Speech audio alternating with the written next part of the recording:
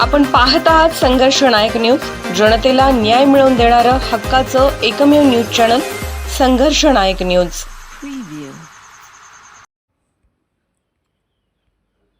प्रभाग क्रमांक 2 मधून सौ अनिता मोहन वनखंडे तर प्रभाग क्रमांक 3 मधून श्री सागर मोहन वनखंडे यांचा शिवसेना एकनाथ शिंदे गट पक्षाकडून उमेदवारी अर्ज दाखल।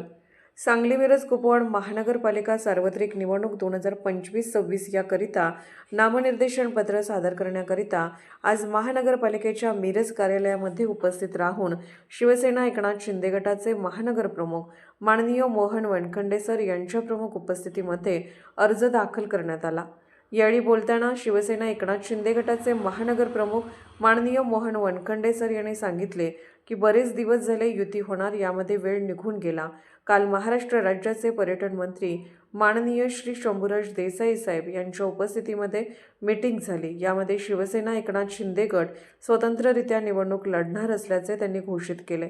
आज दुपारी 3 वाजेपर्यंत अर्ज दाखल करण्याची अंतिम मुदत असून त्यापूर्वीच सर्वच उमेदवारांचे एबी फॉर्म माननीय आमदार सुहास बाबर साहेब यांच्याकडून प्राप्त होणार आहेत।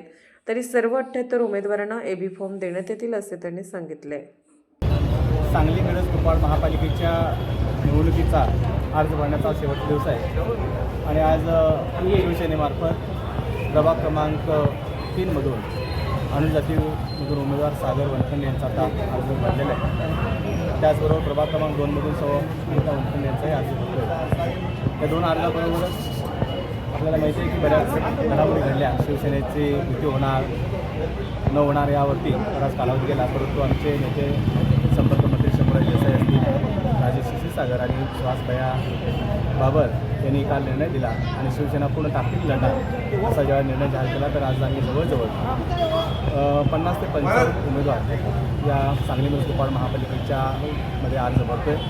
सगळी गडबड चालू आहे आणि नक्की आकडा मला वाटतं दुपारी 3 नंतर कळेल। प्रत्येकांचे एबी फॉर्मसुद्धा आमच्या 78च्या 78 एबी फॉर्म या सांगली जिल्ह्याचे नेते सुहासभैया बाबर यांच्याकडे आलेले आहेत आणि वेळेत आमचे अर्ज पोचतील आणि ताकदीनं सांगली मिरज कुपवाड महापालिकेवरती हा शिवसेनेचा भगवा फडकेल असा विश्वास वाटतो।